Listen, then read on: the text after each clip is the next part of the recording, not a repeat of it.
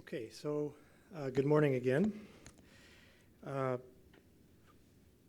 want to thank Brooke for her reflections and just wonderful deepening down at street level, really, at classroom level. And so what I have to share in my second set of remarks, I think will dovetail. Will build on what Brooke. So many of the points that Brooke made. I hope so, at least. And though also, I'm really eager to, have some back and forth. So after this talk, we'll see where our time is. We may take a short break, come back, share some thoughts together.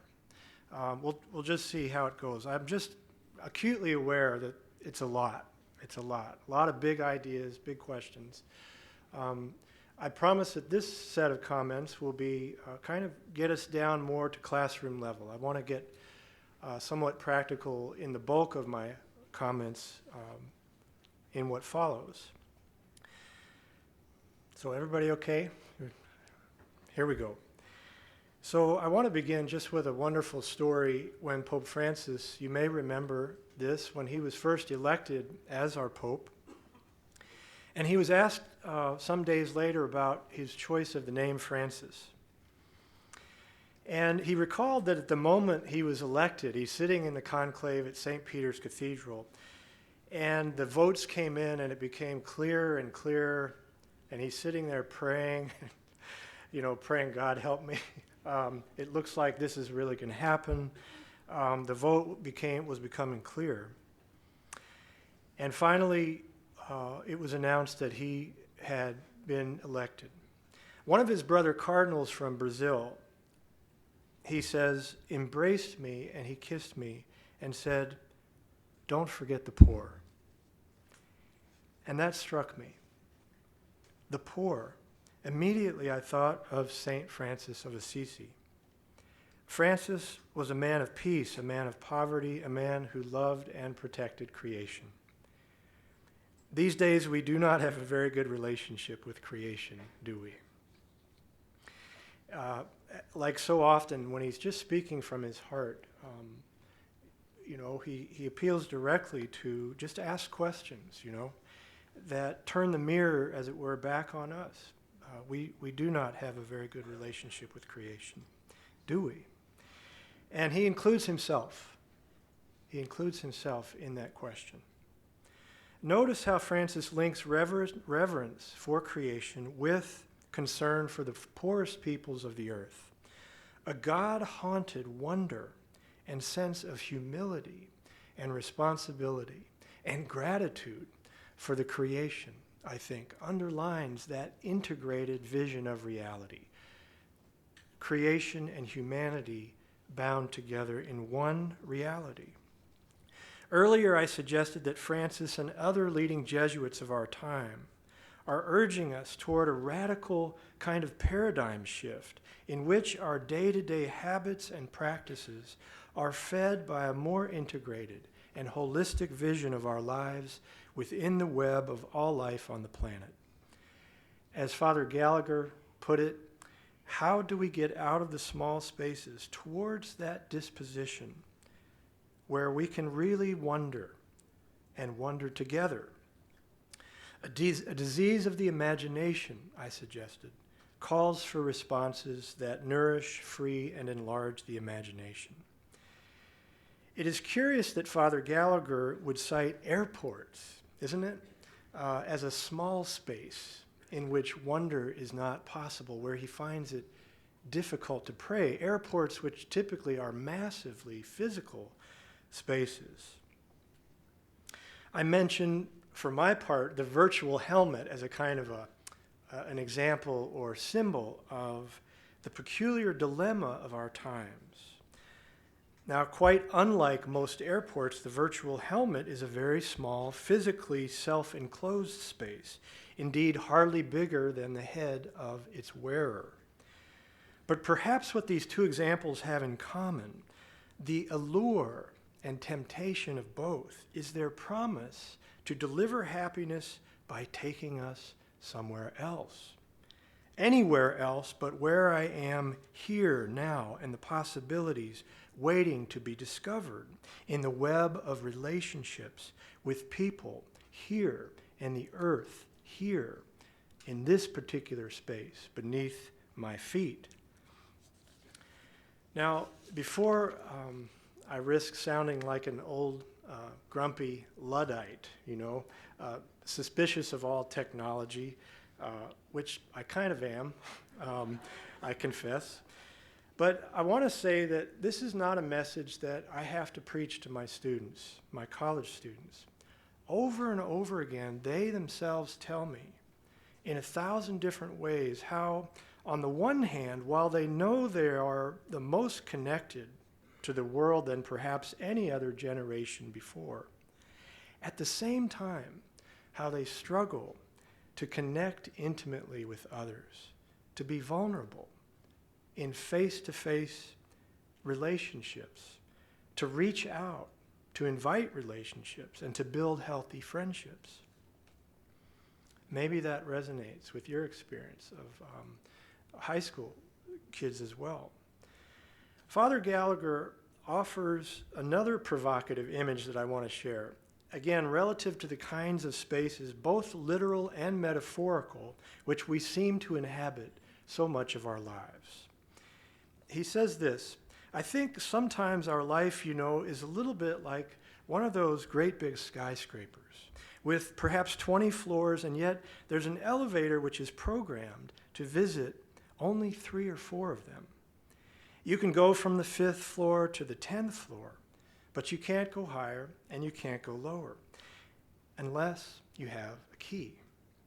And perhaps the key to getting lower in all of this area of the ultimate meaning of who we are is imagination.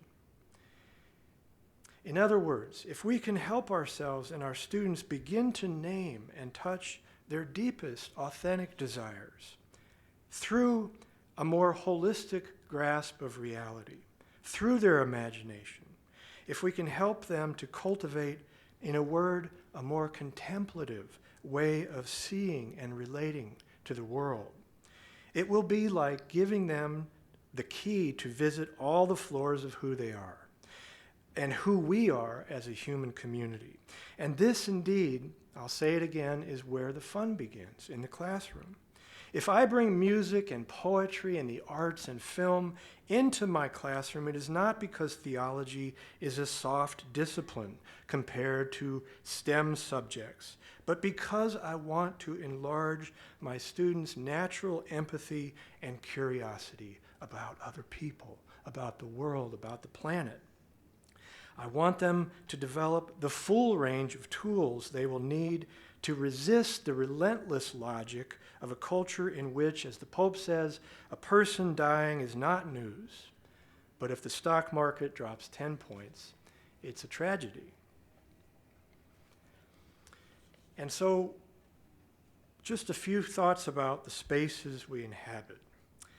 I want to extend the elevator metaphor and just add a touch of music.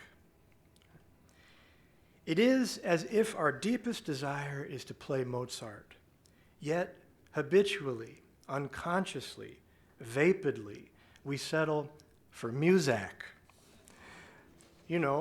Not music, but Muzak, that canned, mechanized, vapid, flattened out, poor imitation of music piped into elevators and shopping malls as a kind of background noise meant to move us passively like sheep through dead-end time on our way to somewhere else, namely to our next purchase, like the strangely disembodied voice on your GPS or the soulless recording that greets you when you call the power company, which tells you repeatedly how special you are and how very important your call is to us. What Father Nicholas calls the globalization of superficiality is linked, I think, inexorably to what Pope Francis calls the globalization of indifference, a cultural environment in which we are more and more habituated to accept massive injustice and senseless suffering and a kind of, dead-end sort of sleepwalking through our existence, not to be too dramatic or melodramatic, but to accept sort of all of these things as simply the way things are. And the sooner you grow up and learn to live in the real world, the better. And so I think we have to ask ourselves some beautiful, but hard questions. Are we helping our students get beneath the surface of things to encounter, as Father Nicholas puts it, the world of the senses, so vividly described in the Gospels themselves, a world of suffering and need, a broken world with many broken people in need of healing? And to what extent, perhaps even unwittingly, are we facilitating their retreat into small spaces, defensive spaces, invulnerable spaces, spaces safe from encounter and the building of more just and healthy, holistic relationships? We can fill our classrooms with the latest technology. We can partner with corporate leaders and build beautiful new centers for innovation on our campuses. And no doubt all of this is good and necessary. Innovation, after all, is about creativity and freeing the imagination. But we must ask, always ask, to what end? To what end are we bending our technologies, our creative thought, our innovation, our talents? We miss the deep thrust of our calling if we are not finding new ways in every discipline to graduate empathetic students from our schools, empathetic human beings, attuned to what the Catholic tradition calls the common good. The common good. What a concept. It's a phrase that's gone out of style. Why? We need to reclaim that rich part of our tradition, and we need to tell our students about it. Students who are attuned to the common good. How can I bend my gifts to the common good and change the world? And students who are responsive to the suffering earth. I want to get very practical and share just a few experiences and ideas within the orbit of Ignatian spirituality that have shaped my own approach to teaching. And I know that every person in this room could share similar perspectives, rising from your own experiences. And so I intend what follows, first of all, as an affirmation of what you are already doing very, very well,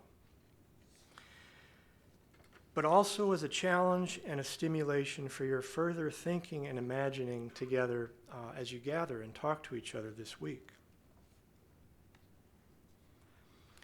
So Brooke pointed in this direction. One of the most important things I think we can do first for ourselves and then for our students, and both at the same time, is to cultivate contemplative atmospheres in the classroom as much as possible. And I know all about the full agendas and all the demands of a high school teacher. I never worked harder, never in my life than in my 5 years at Regis Jesuit.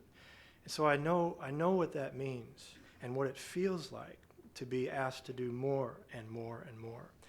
But precisely for that reason, how can we create a more contemplative environment in the classroom, an environment of time slowed down, of presence, and of active listening? And notice that word presence has both temporal and geographical meaning. To be present is to say, I am with you, right here, right now, right here in this place, in my whole person. I am not somewhere else.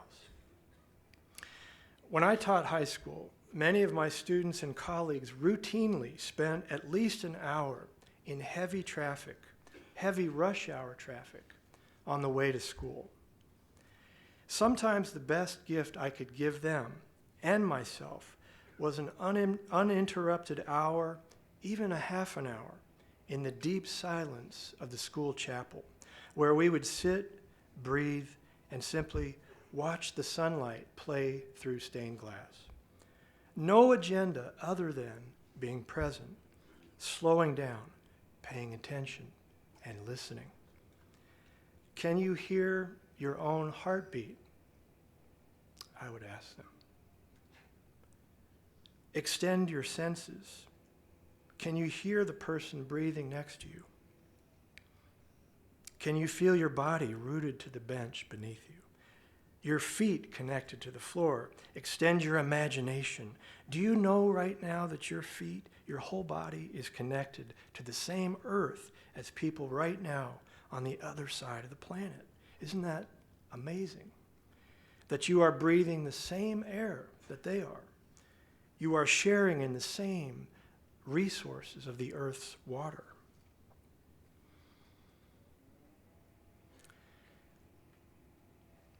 The education of the heart. In a wonderful interview a couple of years ago, some of you will know the Jesuit Post, which is a wonderful website run by young Jesuits in formation.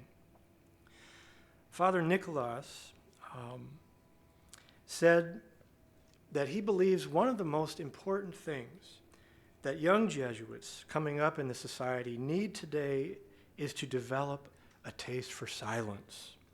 He said, the education of our hearts begins in silence.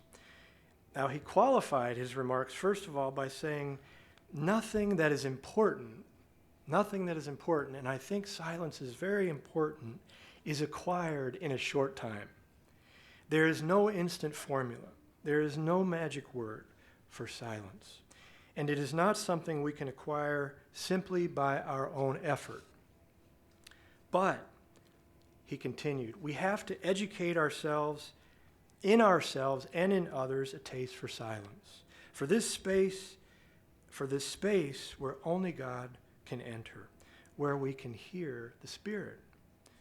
Perhaps, he says, we can be something like monks in the middle of the city. So in the middle of the noise, we can create a space of silence. Sometimes, he continues, we Jesuits complain that we need a house with a garden and a chapel, otherwise we cannot pray. No? What is this? What is this? The chapel we carry within ourselves all the time, no? And we don't need to have walls and chapels, and he's gesturing, and all kinds of things. We can live in great simplicity in the middle of people and yet be carriers of silence. One of my favorite definitions of contemplation comes from the great Jesuit preacher and scholar Walter Burckhardt, who describes contemplation as a long, loving look at the real. The real I look at. I do not analyze or argue it, describe or define it. I am one with it. To look wholly means that my whole person reacts, not only my mind, but my eyes and ears, smelling and touching and tasting. Contemplation is not study, not cold examination, not a computer. To contemplate is to be in love.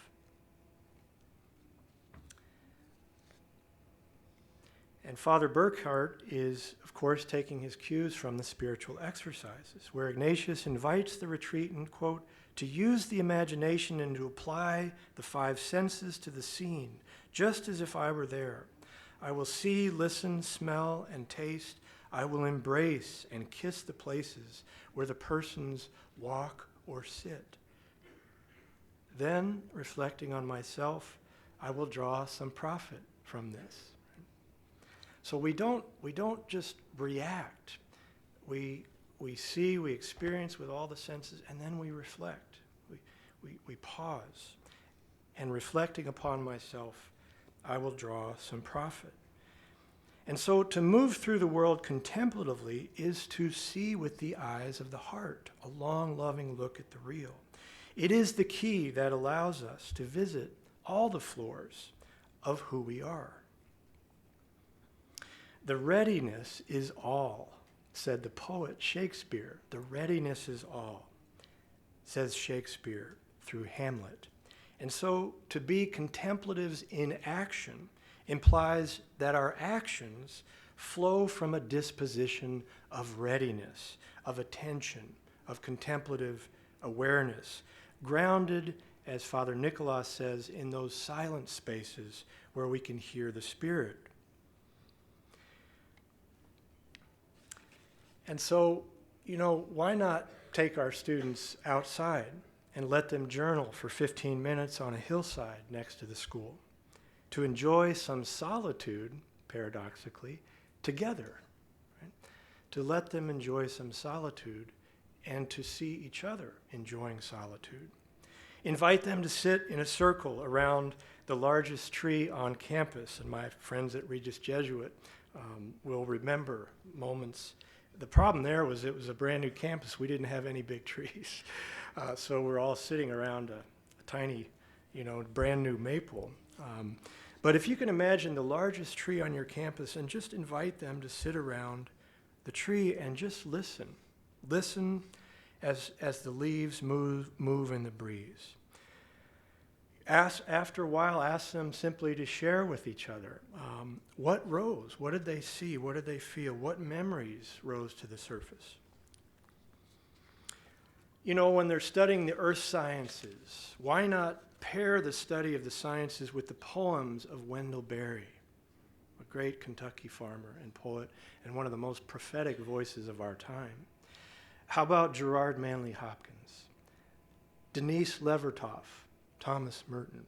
Bring the poets into the science classrooms and let them see how the wonder of the Christian poets and mystics complements and indeed intensifies the unbounded curiosity of the biologist and the evolutionary scientist. These are not oil and water. These belong together.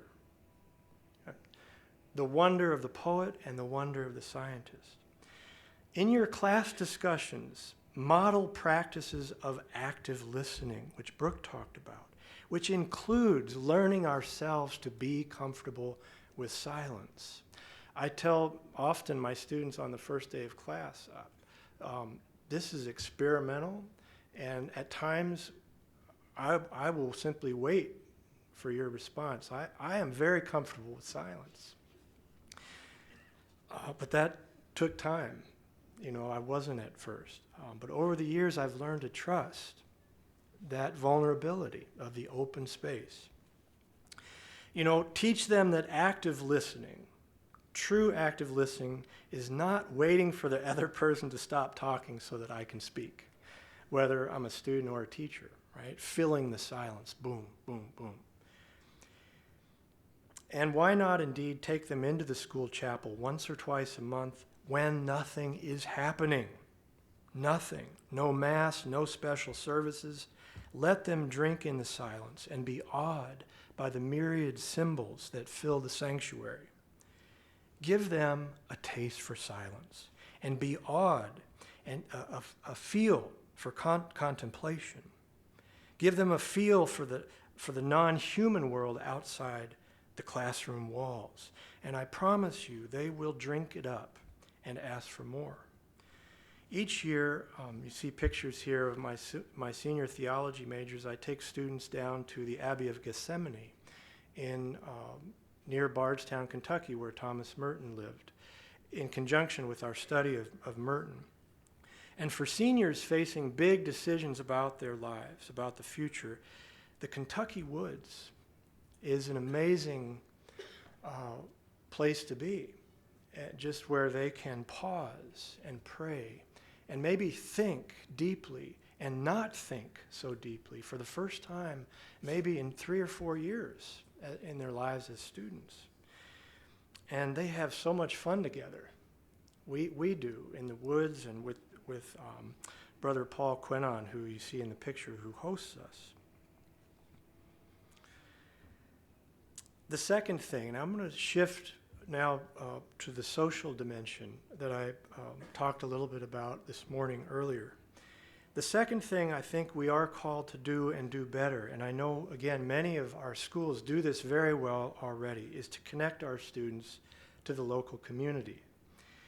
Many of our campuses, as all of us are acutely aware, are islands of privilege, in the midst of impoverished neighborhoods, which can tend to reinforce something like the elevator phenomenon, especially in our students who come from privileged backgrounds. There are certain floors in the building that we habitually avoid, whether from indifference, fear, or outright cultural bias and racism.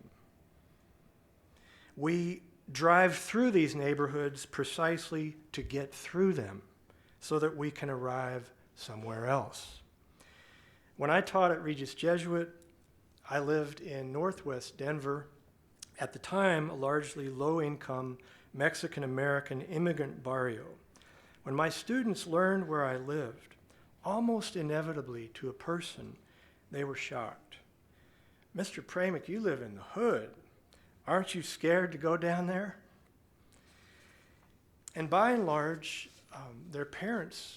many of their parents felt the same way. So when we would organize trips into the city, boy, the pushback we got, from many of our parents. The thing is, if I'm honest, I really can't blame them, because I was the same way for the better part of my first 25 years of life. I grew up in Lexington, Kentucky, in a white suburban neighborhood where I had almost zero contact with any peoples of color until my early 20s, when I moved west and was quickly plunged into more diverse environments. Less than 3 miles from the cathedral parish where I went to church and school, less than 3 miles, there was and still is a thriving Black Catholic community. For almost 25, 30 years of my life, I'm very sad to say, I had little sense that there was such a thing as Black Catholics. I did not know them. There are some 4 million Catholics of African descent in the United States. That's more than many non-Catholic Christian denominations combined. It's a lot. But I was never taught the extraordinary history of Black Catholic sisters, priests, and lay parishioners across the country who kept the faith so often in the face of breathtaking racism and discrimination. In the church, the veil of my ignorance began to kind of break open finally some 20 years ago now, when my family joined a Black Catholic community in Denver.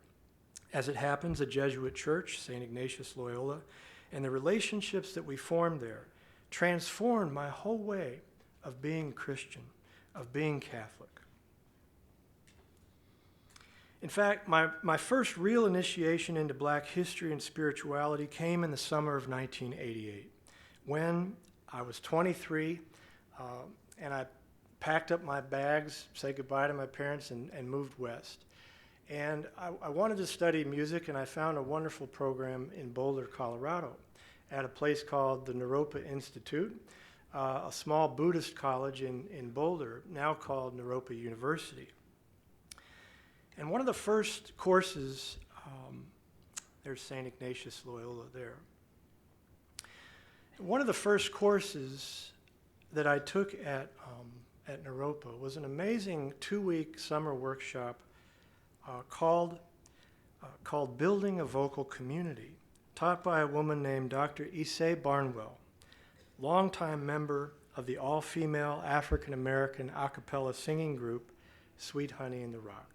Some of you know about Sweet Honey in the Rock, an amazing group. For 2 weeks, Dr. Barnwell took us 50 or so students on an intense ride into the terrible beauty of the African-American spirituals tradition. Now, it's one thing to think and talk about race and race relations in society and in the church. It's quite another thing to accompany a great storyteller, artist, and musician as they plunge you headlong into the deep river of Black suffering, Black resistance, Black joyfulness, and Black grace. It was in this class that I first met the Black Jesus, the lynched Jesus, who lives deep down in the dangerous memories and slave songs of the African American church. I will never forget Dr. Barnwell's storytelling, the the power of her voice, which stirred something ineffable in me. I can still feel the thrill of our final concert in which we led the whole community in song and dance and celebration. Is there any act, any greater act of vulnerability than singing with other people? Shoulder to shoulder, full-bodied, side by side, singing with other people. When you sing, one glad morning, when my life is over, I'll fly away. You guys know that one? Woe to that land on God's celestial shores, I'll fly away. And you're surrounded by 400 or 50 or 25 others. You begin to believe it, joyfully and unexpectedly down in the marrow of your bones. I can honestly say, looking back, that it was only after being introduced to the spirituals that the resurrection of the body made sense to me and became something more than an abstraction. Before that, I didn't know, I couldn't imagine it.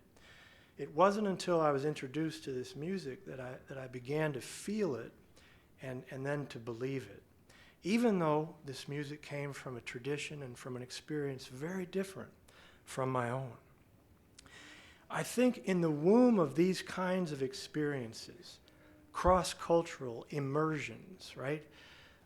That tender and beautiful question of every young person, 3 words, who am I? Who am I? Gets transformed in a beautiful way into a deeper and arguably more foundational question, which is, to whom do I belong? To whom do I belong? The I, the sort of self-centered, self-preoccupied I of the young man or woman gets transformed into a we, suddenly and unexpectedly. And wasn't even looking for it.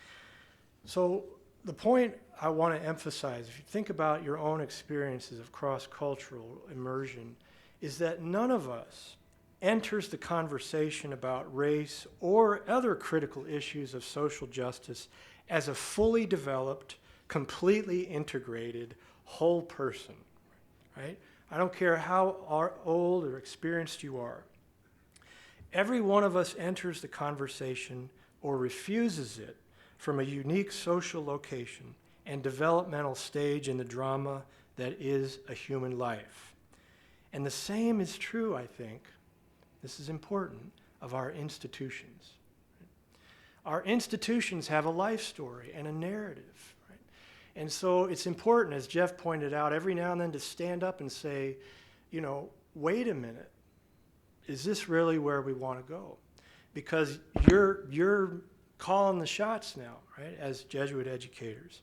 And it's important for you to be fully participating in the life story of your institutions. We need to be prophetically challenged and woken up, to be sure.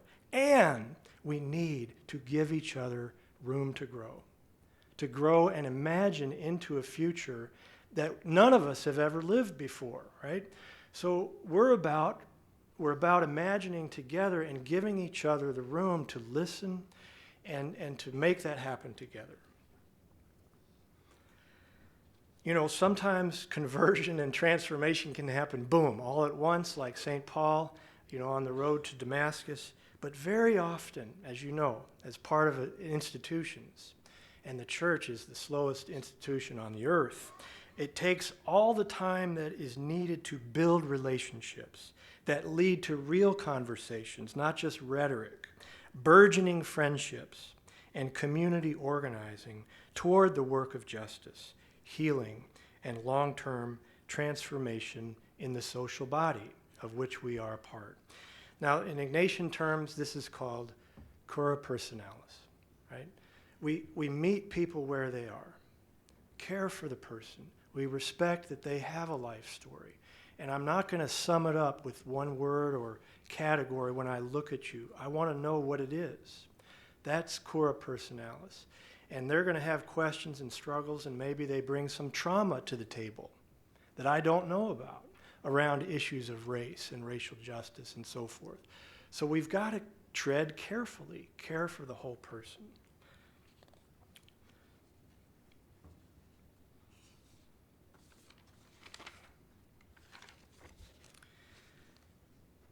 So I just want to point to a couple of instances, in recent years that symbolize sort of the mess we're in with respect to race and some of the, issues that we're dealing with. Some years ago, after the verdict came down in the George Zimmerman case, the trial of Zimmerman and the death of Trayvon Martin, a friend of mine here in Cincinnati, Deacon Royce Winters, he's the director of African American Ministries here for the Archdiocese of Cincinnati. In an interview with the Cincinnati Enquirer, Royce said he thinks that the country has made great progress in combating racism since the late 1960s, but that the subject has faded from a position of importance in the country and in the church. And I quote, "We in America seem to be pursuing our individual goals in life, but we've lost our sense of community, our sense of being connected to something greater than ourselves. We have failed to consider our obligation to bring others along with us." Bishop Curtis Guillory of Texas, he's one of about a dozen active black Catholic bishops in the United States, echoes Deacon Williams in suggesting that the topic is too easily avoided. He says, quote, "I don't think race and ethnicity have been the subject of serious dialogue." And then he offers an image. It's like you have a 2-story house where the floor upstairs is weak in some spots and unstable. So you walk around those spots or you go very lightly across them. But then he adds, "This is where I think the church can make a tremendous contribution. But you have to work at it. It's not just going to happen." Come back to that in just a moment. Chris Rock, the brilliant and very funny comedian Chris Rock, has a stand-up, in one of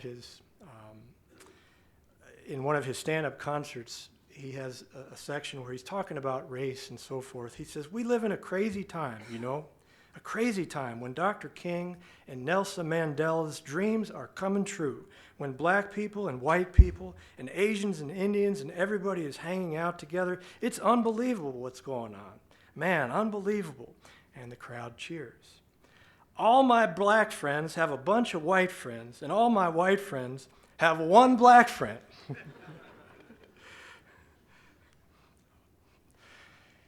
And recent polls suggest that there's a lot of truth in that statement. Maybe you heard some of this data that came out very recently. Fully 75% of whites in America have 0 black friends or acquaintances with whom they talk about important matters. And almost 2/3 of blacks have no white friends. It is no wonder that our responses to events from Ferguson and so many others all the way back to Rodney King and the 1992 LA riots, why our responses diverge so widely across racial lines. As pollster Robert Jones puts it, most whites are not socially positioned to understand the histories and lived realities of peoples of color simply because they know few people, if any, who've experienced it. In other words, we spend most of our lives, many of us, on entirely different floors of the building. I want to play with this metaphor of blindness, cultural, racial, gender, you name it, as a kind of a gospel metaphor. Because in the Gospels, right, blindness is one of the most powerful and pervasive metaphors in the Bible. Jesus is all the time we see him healing the blind. And yet, for me, the most compelling of all these miracles is the one, do you remember, that did not take the first time. It was the blind man of Bethsaida.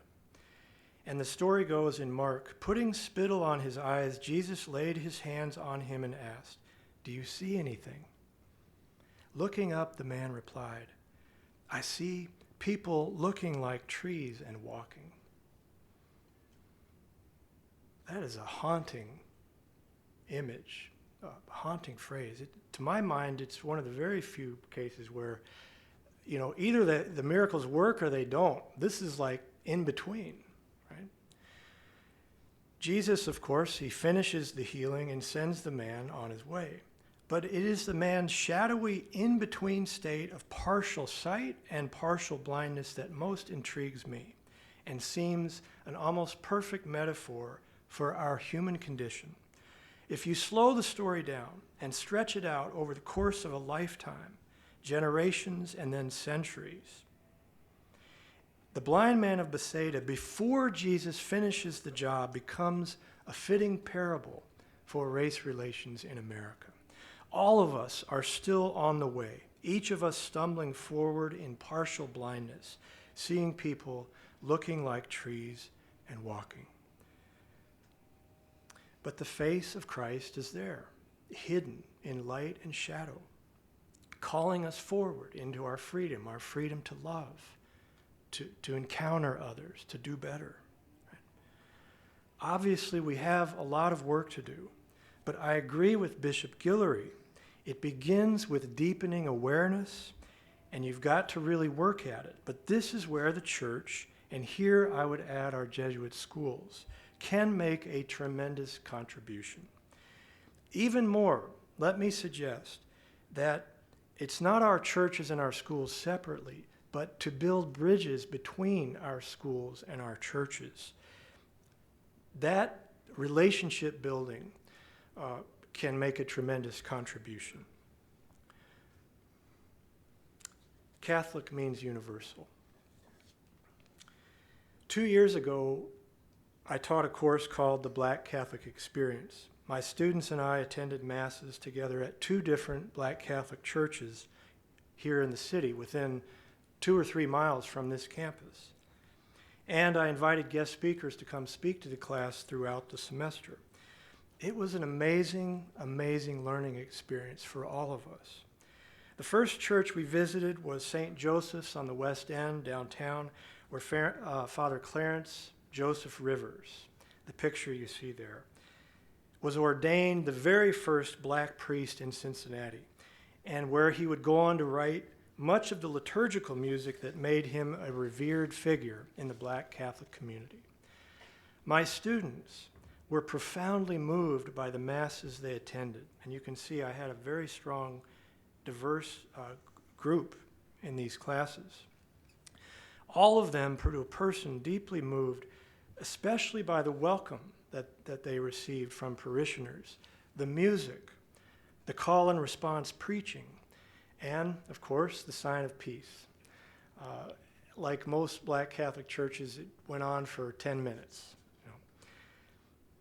One could say that in those 10 minutes, all hell breaks loose and all heaven breaks loose at the very same time. It's a picture of heaven. It's an image right there in flesh and blood. I think of what heaven looks like, the sign of peace. I want to share just a few quotes from my students' journals. A young man who had attended Catholic schools his whole life in Indiana wrote, quote, "I've seen a different side of my faith that I didn't know anything about. I've learned something about the embarrassment that blacks felt when the Jim Crow laws were in effect. I've heard the music that made me feel some of the same oppression that African Americans of different times and in my own church were feeling." Another student, a female Catholic student, wrote this, quote, "Witnessing people celebrate Jesus the way I do, but with their own Black Catholic roots, has been breathtaking. This class has opened my eyes to the fact that there are different ways to celebrate the Catholic faith, and they are all wonderful, even if very different than what I am used to. When one feels oneself a stranger, you walk into a community as a stranger, you feel vulnerable, you feel like an outsider. It is a remarkable thing to be welcomed as a brother and a sister, to be invited back without condition, with no expectation of return. And reflecting back on my own story, the gifts my students received from these communities on these occasions makes complete sense to me. And again, while these kinds of partnerships between churches and schools may do very little in the short term to end the structural problem of segregated worship and racism in the church, I would never underestimate the power of the seeds that such experiments scatter on both sides, on all sides, and will bear fruit in ways I cannot see. You set the table and you see what happens. And, we're not the harvesters, we're the seed planters. I want to just say, I want to refer to one document, which is a wonderful document. It's one of the very few documents in the American Catholic Church where our bishops have spoken very clearly on racism. And Cardinal Francis George, the late Cardinal Francis George of Chicago, wrote a pastoral letter on racism called Dwell in My Love. And I want to share this because it points to, I think, the reason why the Catholic Church, why Catholicism is perhaps uniquely positioned to make a difference in our society, because of its global and multicultural nature. The church itself is a multicultural global phenomenon. And that very fact gives us great strength, in our Jesuit Catholic schools, if we can partner with some of our churches in the cities right surrounding our schools. Cardinal George writes, Catholics in the Archdiocese of Chicago now celebrate Mass in more than 20 languages, making the Church of Chicago more representative of the Church universal. 1/3 of the city's residents are now either Spanish-speaking immigrants or their descendants from countries as diverse as Colombia, Puerto Rico, Cuba, and Mexico. While African Americans and other groups have made much progress in education and employment, especially in the last generation, race relations in the Chicago metropolitan area have become more complicated as neighborhoods receive immigrants from India, China, Africa, Vietnam, the Middle East, Latin America, and the Caribbean. They add new hues to Chicago's once largely black and white picture. The dramatic increase in the population of Hispanic Catholics has not prevented them from experiencing the effects of racism. While Hispanic Americans have not endured slavery, they too have been a conquered people and systematically excluded from the mainstream American society because of prejudice, racism, and segregation. Contemporary racism has a multicultural face. Notice that universality does not mean uniformity. Unity does not mean uniformity. Unity implies a genuine space in which all are welcome, where difference is honored and celebrated. To celebrate multiculturalism, in other words, is not about political correctness.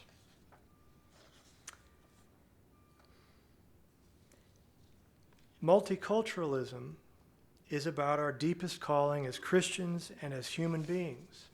As the great Jesuit poet Gerard Manley Hopkins puts it, for Christ plays in 10,000 places, lovely in limbs and lovely in eyes, not his. In sum, it seems to me that prior to any preconceived political or social agendas, what can we give to these realities? Our simple presence, our physical presence. What our schools and churches are uniquely positioned to provide right now are experiences of cross-cultural immersion, hospitality, service, and shared dialogue. Led by pastors, lay folks, and teachers committed to building bridges across the many boundaries that divide us. Building these bridges may not be easy, but it is in no way impossible. What is needed is the imagination to conceive it possible and then the will to make it happen.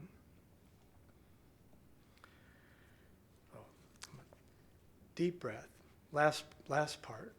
I just want to conclude by gesturing to some of the gifts of Ignatian spirituality that I've found profoundly helpful in thinking about these kinds of issues and realities.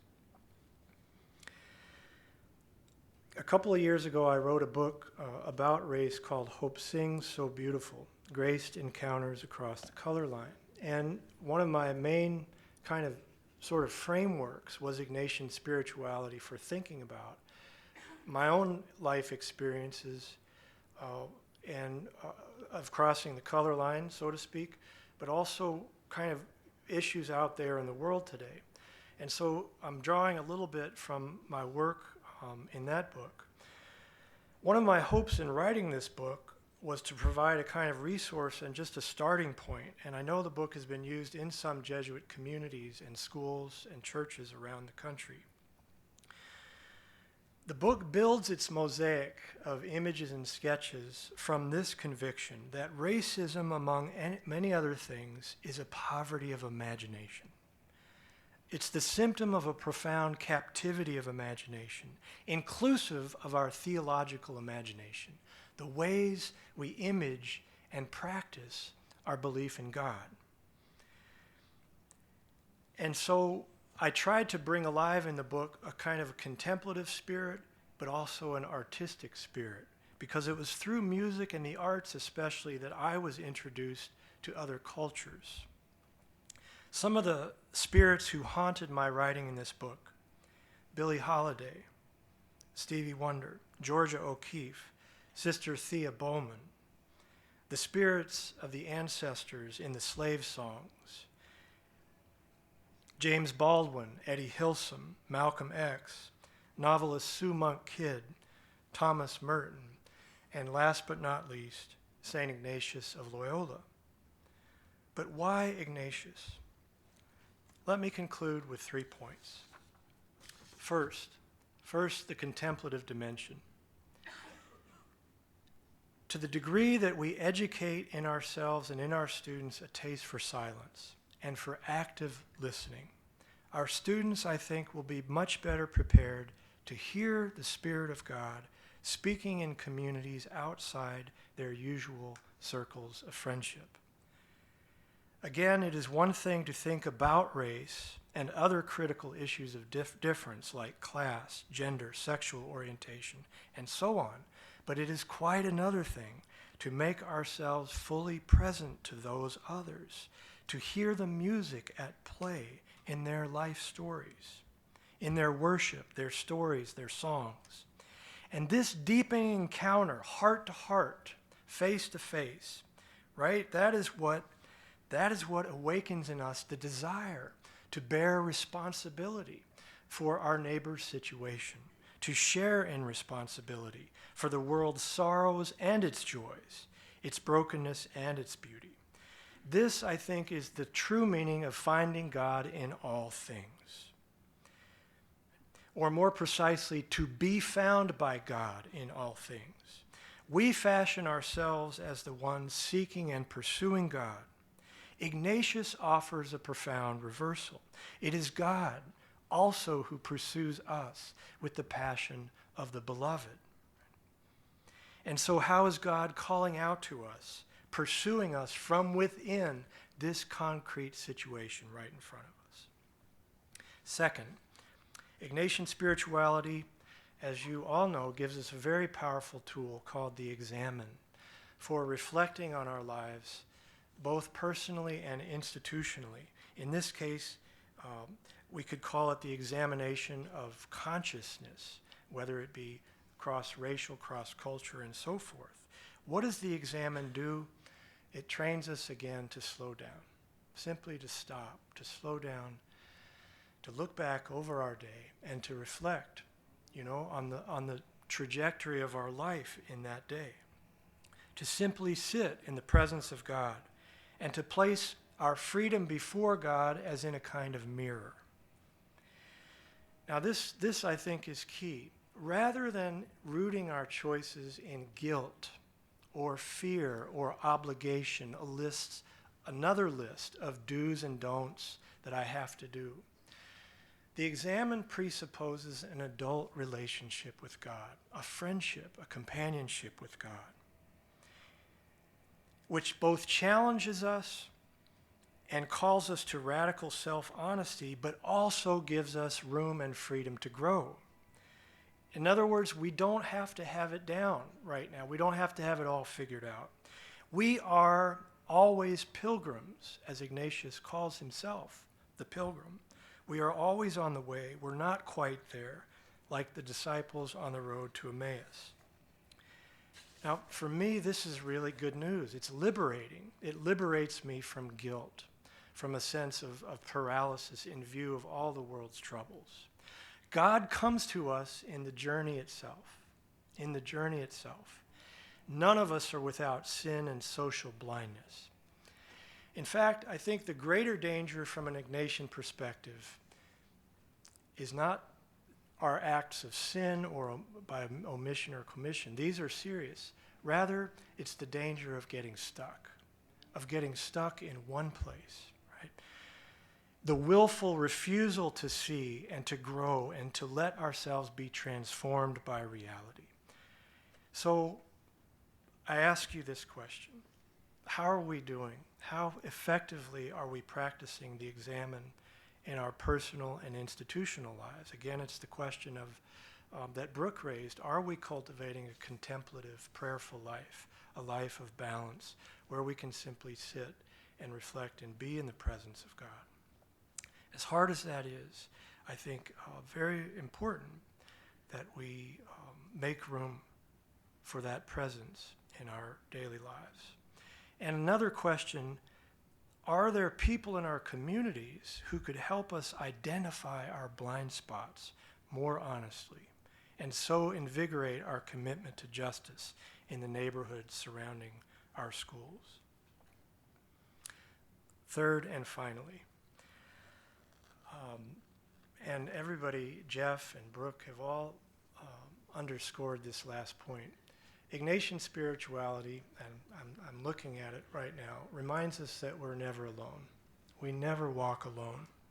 We walk with the risen Christ who goes before us, with the Holy Spirit who lives within us, and the reign of God drawing us forward toward a future more worthy of our humanity. Each of us with particular gifts, each of us stamped in the divine image, with untapped capacities for empathy and for love. We journey with a community of others committed to a life of self-examination, reflection, and a faith that seeks justice for all of God's people.